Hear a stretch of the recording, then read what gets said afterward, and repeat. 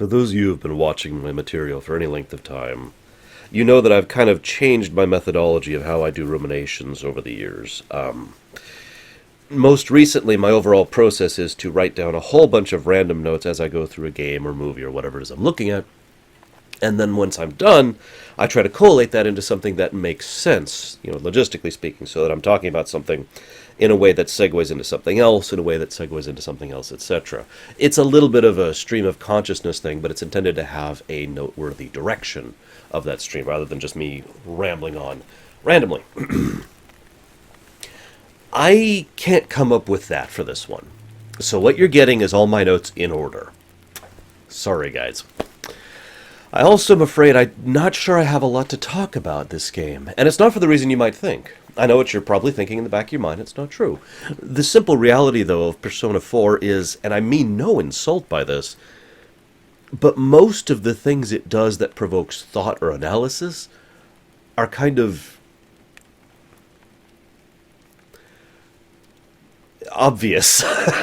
I don't have a better word for that. And again, I don't mean that as an insult. I just mean that unlike a lot of games or a lot of movies or a lot of books I look at where I feel like there's hidden meaning that can be extracted from the work and hidden subtleties and whatnot, in this one, the game is rather openly and brazenly telling you, this is the theme, this is the message, this is what I want you to take from this. It is actively encouraging you to think, and that's a good thing. It is actively encouraging you to take the game at face value, and then be proven wrong, and then take the game at face value in a more in-depth thought, and because the game itself is pushing this, so there's no need to sit back and theory craft on a game like this. Not in the traditional sense the way I do. And nowhere is this more obvious in the fact that this game is effectively a murder mystery game. A murder mystery, a JRPG with dating aspects and a social thing, and there's also a kind of a pseudo-crafting system and a little bit of explorativeness and a few hints of an action RPG thing. And the point being, that I find this actually really well crafted, though, an extremely well constructed thing. The whole theme of Persona 4 could be best described as truth, which has this giant, neon sign emblazoned here, constantly beating you in the face with it. And yet, despite that, it's surprisingly easy to fall into the trap of not pursuing the truth. Nowhere is this made more apparent than in the main storyline's plot of the murder mystery. What do we see in the first two major suspects we encounter with regards to the murder mystery? We see a creepy little kid who isn't really socially adjusted, who has no problem cussing, and, well, okay, that's a bad example, because everyone in this game cusses, but, he's just clearly a maladjusted social delinquent. Pretty much a Class A example of someone who could become a killer. And then over there, we've got this somewhat kind of creepy, eerie guy who's constantly talking about how he has to save everyone. He's got to help people you don't understand. And we see two extremely obvious cases of someone who can be a serial killer. Now, obviously, this is going to involve massive spoilers, because that's how my ruminations are. So this is your final warning for said spoilers. In fact, I'm going to even go ahead and throw this out here. Spoilers! There we go. So, so even despite that, you're encouraged to think about it, to go past that, to actually think more than just of the surface level. That's basically what the entire game is encouraging you to do. But it's doing it so obviously, so openly, that I feel like even commenting on it is doing it a disservice, because the game itself is saying, think, pursue the truth, don't go for the obvious solution. Because, well, granted, Mauto, or whatever the hell his name is. I'm really bad with names, guys. This game destroyed my name memory. I had a really hard time remembering a lot of the characters' names in this game, because there's so many. It's a bit of an ensemble cast.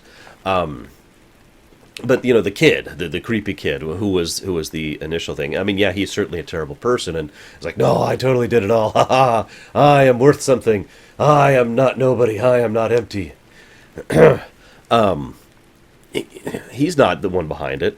And the other guy is someone who's just been manipulated into it because of his guilt complex. No, the guy who's actually the serial killer is the completely calm, well-adjusted looking normal guy who, of course, has genuine sociopathic or yeah, sociopathic tendencies, he's basically doing it because he's bored. That's how much human life means for him. That's how much he views the cost and consequence of his actions. He's living in this extremely boring, dull town. I'm referring to Adachi. I remember his name. He's living in this extremely boring, simple, quiet town that has just such an ordinary, normal life that he's just like, yeah, I think I'll just kill some people to make things more interesting around here, you know. And then he kind of accidentally stumbles across the Midnight Channel, and then the supernatural aspect of things gets in, and blah, blah, blah. But the point being, if you're not actually paying any real kind of attention, it's not, you know, you see where I'm going with this. You have to actually seek out the truth rather than just accepting whatever's in front of you in order to actually figure out what's going on. And that even goes for after you interact with Adachi. Now, this goes to another one of the game's really strong points. You can always tell a well-crafted story because there's lots of foreshadowing, and it's usually stuff that is only noticeable in hindsight. Now, you might be wondering, well, wait, Arse, did you play this game twice? No. I, however, already knew the story walking into it. I knew the general ideas of, you know, Izanami and the fog and the true nature of it and Adachi and all that. I already knew all that walking into it because people had asked me to look at the Persona series in the past, and I had decided, you know, I decided to go ahead and research the story a bit, see what I thought of it, because people were asking me questions about it. So I already knew walking in some of the more long-term stuff. So, I mean, the list of foreshadowing is huge. I'm not going to list it all here, but like the first time you ever hear Adachi, or the fact that the controller shakes when you shake the hand of the gas station attendant, aka Izanami. You know, there's a whole bunch of little foreshadowing moments like that, which are awesome, and only happen in a well-constructed story where they already have the endpoint already written. It's also worth noting that I freely admit I had a guide while going through this playthrough, because it is extraordinarily easy to screw up and just say the wrong thing. In a way, this game actually takes a form of a choose-your-own-adventure with regards to the dialogue things, because each dialogue you pick can actually have either serious and long-term consequences, which I actually like. It does encourage a bit of a replay value. The only shame of it is that in some cases it means you probably need a guide to be able to say exactly the right things in order to proceed. That doesn't bother me too much, but I wanted to comment on it. But yeah, this is a game that is fantastic for that. Well, there are a few flaws with that, though, with the approach to the truth and all that fun stuff. Like, for example, there are several truths that are actually presented in this game that are never actually followed through on. I was going to make a list, but really, honestly, everything Adachi says is basically the list here. I mean, there are a few people like... come on, I wrote down some of these names, didn't I? What the hell letter is that? Maoto? That's not right. Well, whatever. Rise is a better example, honestly, and so is Kanji. People who have legitimate grievances, legitimate problems in their lives, and then the shadows, which I'll talk about in a moment, arise and basically personify just one aspect of their personality that was having issues with. Again, I don't want to talk too much about that. And the other parts of the things, the other issues that are brought up, are just kind of left on the wayside. They never really analyze or discuss that. But again, everything that Adachi says is the stuff I really want to bring up primarily. Adachi has several points about how if you're not born in luck or in talent, you're screwed. There's something to be said about that, especially in real life for that matter. You know, if you are not born into wealth or into privilege, and if you're not born with the talent to make that happen, you basically get to live the rest of your life in mediocrity, right? I mean, that's kind of true. Now, there's a lot that can be said about that, and I don't want to get off on that topic too much, because that's just this whole other thing that I don't want to get into. But my point is, for all the thematic significance and all the in-depth analyzing of a person's soul and their personalities and their feelings and acceptance of the truth, that one truth is never analyzed or talked about or mentioned at all. The game acts as though the fact that Adachi is saying it means that it's an invalid complaint. And yet that ties into Izanami's overall goal. Now, granted, Adachi was the personification or whatever of emptiness, whereas the main character is the personification of hope, and the other guy, I'm not going to try to pronounce his name, was the personification of despair. But Adachi being the personification of emptiness, maybe that's the game's point, that Only someone with an empty outlook on life would look at that and think that's a horrible thing. And there is something to be said about that. Forgive me for suddenly really oddly shifting from Persona 4 to Lord of the Rings, but there's a quote in the Hobbit movies where Gandalf says that, Saruman believes that the only way you can fight evil is with power. I'm paraphrasing. But Gandalf believes that it's in the little things, small kindnesses and simple acts of love, that's what actually fights back the darkness, that's what actually makes life worth living. And there is something to be said for that perspective. In fact, to borrow another quote, one of my favorite quotes of all time is actually in the Fellowship of the Ring movie. It is no small thing to celebrate a simple life. Now that's a perspective. But my point is, this whole debate isn't even brought up by the game, or I should say, isn't even discussed by the game, even though it is brought up by the game. I find that odd. And again, I feel like the game just wants to dismiss the entire concept. I have heard from some people, this is theorizing, that part of the reason this isn't brought up at all is because this is a Japanese game. Now, to explain what I mean by that, the Japanese cultural mindset is certainly different than my cultural mindset, for example. And so to their cultural mindset, it might be such that that's not something that's worthy of discussion. To them, it's either duh or not worthy of being brought up at all. Whereas for me, I look at that and I think, well, that's a really good point. What do you do if you're an ordinary person? What do you do if you have no special skills? What do you do if you're not born into wealth or power or privilege? What do you do if you're normal? And I really feel like that deserves to be discussed more, but it never actually goes into it, like I said. However, one thing the game does also paint, kind of unintentionally, I think, is the fact that the humans are wrong. Now, this is probably me reading too much into this. I would love to hear your guys' theory crafting on this. I know several of my fans enjoy the Persona series. For a little bit of perspective, by the way, I have played Shin Megami Tensei Digital Devil Saga, Persona 3, not all the way through, and Persona 4. This is the extent of my exposure to the series, just to give you a little bit of idea on that. I know that a lot of the major deity-like characters are concurrent throughout the series that share the same canon, so shrug. But I mention this because Izanami's overall goal... How do I say this? So, I'm trying to think of how best to explain my point here.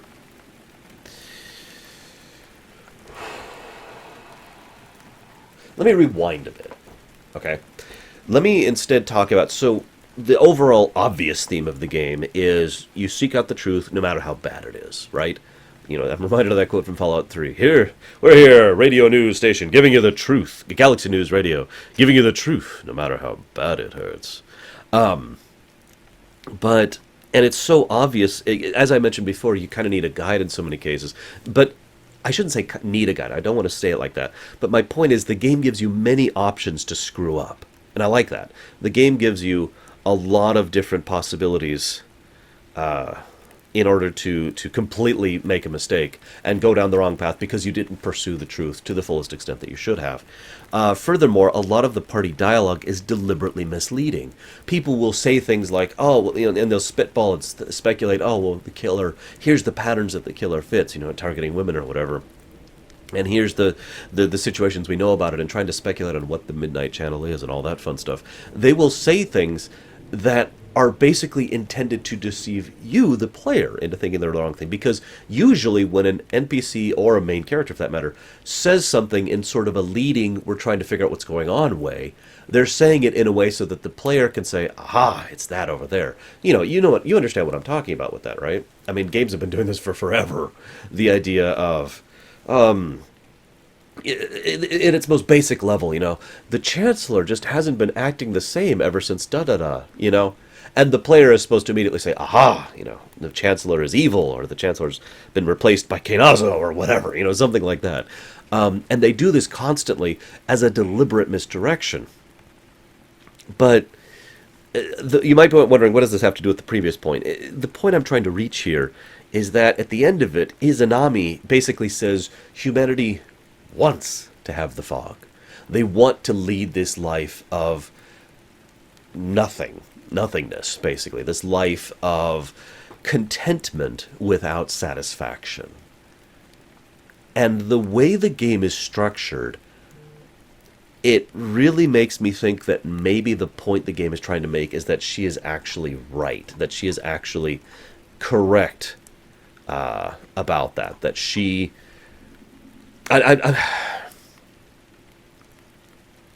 this is the first thing I wrote down. This is the first note I wrote down about this game, by the way. There's a quote in the original Star Trek. I keep referring to all these other works. Damn it! I want my pain. I need my pain.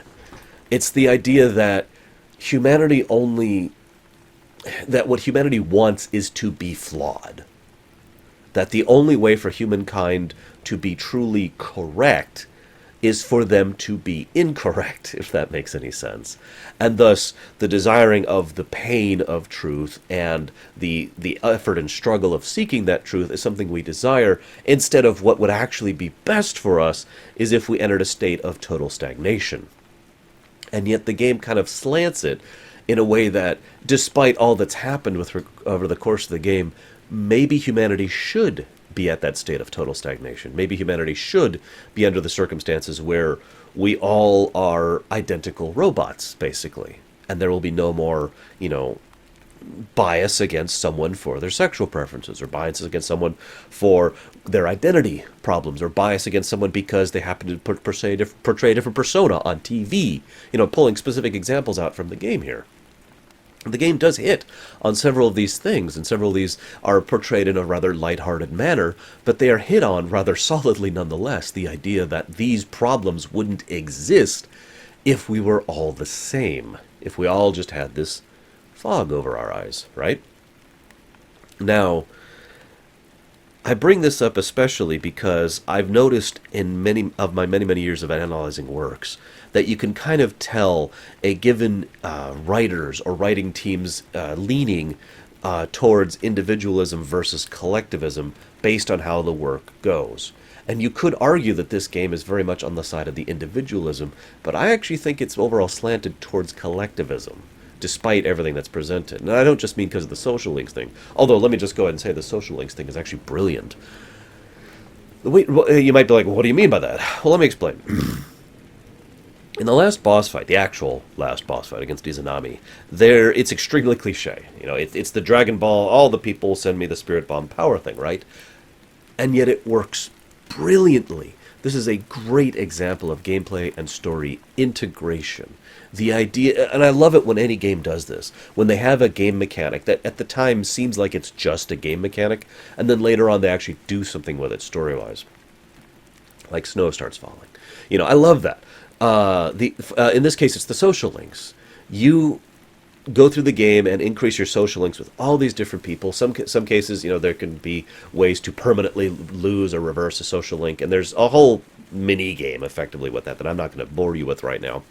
But at the end fight, it is the fact that the character has made all these social links with people that enables him to stand up against Izanami. The idea here being that he was originally empowered by her, but that power has now been magnified because it is bouncing out into others and then back into him, reverberating, creating a larger resultant than the original sound. You drop a needle in a room with proper echo cadence, and the reverberation of that sound will sound much larger than plink when you drop it. And I love the presentation of that. I love the idea that it is the will of the people that actually beats the deity saying that she represents the will of the people. It's a nice touch. I don't know what else to say. I just want to praise that because it makes so much sense. I especially love Adachi's thing where he's like, oh, really? Come on, get up, dude. Come on. Aren't you better than me? Come on. Here, let's go. But I love it because the whole point is that Izanami gave you the initial power, but it is the fact that you have literally connected with other people that grants you more power. And that is the nature of the Persona universe. And so that makes perfect sense in lore, in addition to in gameplay mechanics. And that's why I love that kind of gameplay story integration. Now I want to mention something really quick here. This is just something that kind of made me tilt my head a bit. Throughout the game, and I tried to look into this and I wasn't able to do it, but near as I could tell, most of the characters are visually representative. In other words, most people who are normal people, by which I mean, mortal humans, they're presented in a different way visually than the people who are not. Most notably in the way that their the colors of their eyes, the colors of the hair, the color of their outfits, match and mismatch accordingly. It was a nice tiny little tidbit, which is especially amusing since when we finally see our gas station attendant's eyes, they are red, which obviously do not match her hair. It's a nice little subtle foreshadowing touch there. But and that seems like a little thing, but it segues nicely into something else.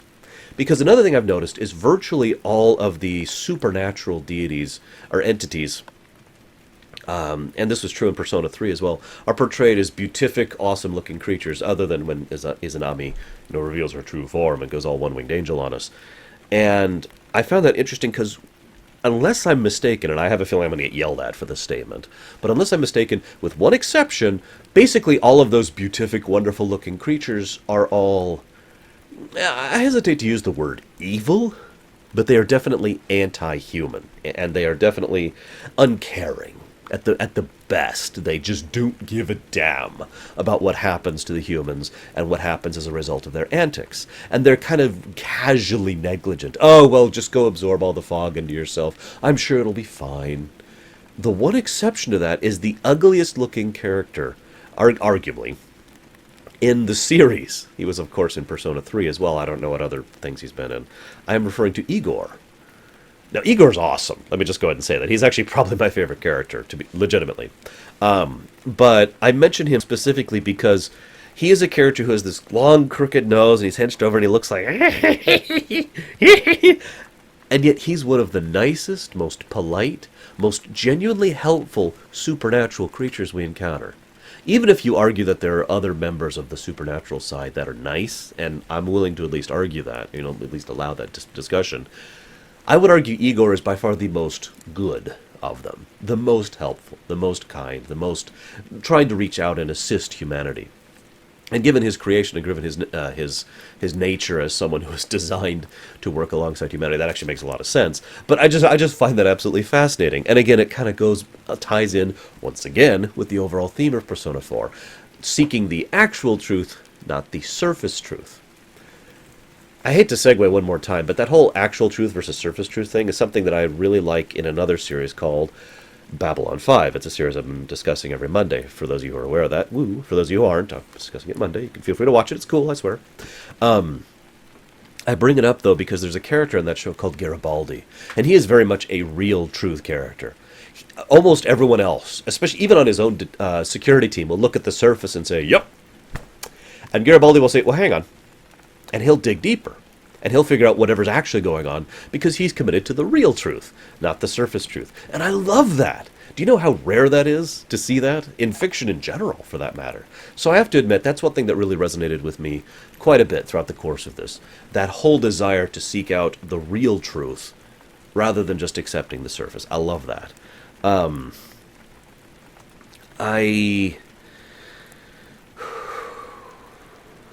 I don't have much else to say, to be completely honest with you. I want to talk about the Midnight Channel. I want to talk about the Shadows. I want to talk about Mary. I did not have access to the Vita version or Arena or the other 17,000 versions of this game that exist, so I'm going a little bit off of reading information on that one. But from what I understand, apparently Mary is actually the real Izanami, the one that the other ones comprised a piece of her or something like that. I'm not even 100% sure what that's all about, to be completely honest with you. But if that is the real Izanami, I just have to comment on the absolutely hilarious outcome of the fact that she ends up living effectively a real-life, ordinary job, which happens to involve controlling the weather. That actually ties into a thought I've mentioned many times. The idea that real life, ordinary life, I should clarify, would be much more tolerable if we had one fantastical element added to it. If you don't understand what I mean by this, how many of you out there have played Sims 3? I'm doing a lot of segues today. How many of you out there have played Sims 3? Yeah, I have, obviously, because I'm making the reference. So in Sims 3, there's a cheat you can put in that basically makes your bars not go down. So you can just concentrate on doing whatever you want to. I want you to imagine what that would be like if you had that power in real life. So you're still an ordinary person, right? But suddenly you don't need to eat or sleep or go to the bathroom. You don't get tired. You don't, you can just do without regard to that. So you still are living an ordinary life. You don't have superpowers. You can't lift cars or move mountains or anything like that. But you have one fantastical change to your everyday life. And wouldn't that just make your ordinary life so much better? I have this feeling that that's kind of what the overarching theme of the Persona Theory series in general is. And I feel this is most clearly personified in Mary. Because the Persona series is, rather clearly and demonstrably, ordinary life with fantasy elements, the fantastical married into it. And the idea being that being an ideal, that there's nothing wrong with an ordinary life, as long as we have that one little change. Maybe this is the element that I mentioned earlier regarding Izanami and the fog. I do wonder if the fog would have just kept spreading until it was covering the whole world. And I wonder what would have happened to humanity if they did enter such a state of total stagnation. Furthermore, I actually find myself wondering, if they did enter that kind of a state, what would happen with Nyx? I mean, she's still up on the moon, right? With the Persona 3 character? Of course, we know that Elizabeth, I want to say, is off trying to rescue the main character from Persona 3. So, I don't know. Anyways, last couple of thoughts. I want to talk about the shadows. Now, this is interpretive, so please feel free to tell me I'm incredibly stupid here. But in my opinion, the shadows are actually here to help the individuals that they're there for. And that may sound weird. Some of you are probably saying, well, duh. But for me, I find that to be an unusual conclusion because so much of their presentation is about how much they are trying to break you down and assault you and hurt you and, of course, literally kill you. And it is shown, thanks to the way the murders happen, that the shadows will literally kill you if not properly combated. And yet, in each case, this once again ties into that whole overall giant neons blaring theme of seeking the real truth, not the surface truth. The surface truth being that the shadows are evil and want to kill you. The real truth, at least by my speculation, is that they want to help you. Each shadow that approaches them, we've got Yaosuke? Yes, I've heard it said many times. I'm just going to not try to pronounce these correctly. I wrote their names down. Yaosuke, Chi, Yukiko, Kanji, Teddy, of course, the big one, Rise, and Maoto. Maoto? I just finished this game. I am so bad with names. I remember the faces. Damn it. Each one of these individual shadows really hits the nail on the head of one aspect of themselves that they have not accepted. And that being the nature of what the shadows are and what the shadows do. We are the shadow. Using the overall aggregate sense of that rather than the individual sense of that. The concept that, I don't know, I'm trying to think here. You take something that is a part of you that you don't want to accept. For Kanji is the easiest one.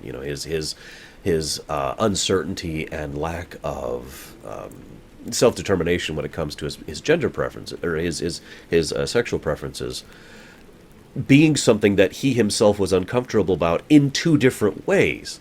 First of all, being, trying to hide it, the most obvious thing. But second of all, being forced to embrace it. And the reality is something more in the middle. Hence his shadow forcing that upon him and saying, you have to accept this part of yourself.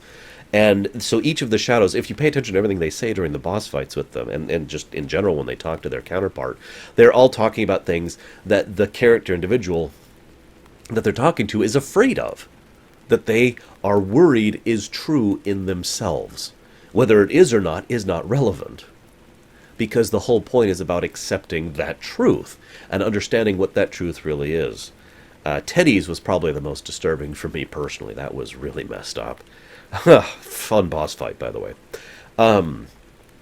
Teddy himself is a really fascinating example of this whole surface truth, real truth thing, because Teddy is, this sounds so blatant to say something so obvious, but Teddy is literally an empty shell that became a full being. Because I don't even know where to start with that. Actually, let's not even go into that. Suddenly, we're in the Kingdom Hearts series. He was an empty shell, and was afraid of that nature and his nature until he fully embraced who and what he was and had a significant connection, social link, to the surface world and to the real world to be able to actually manifest there. He's not the only character to do that.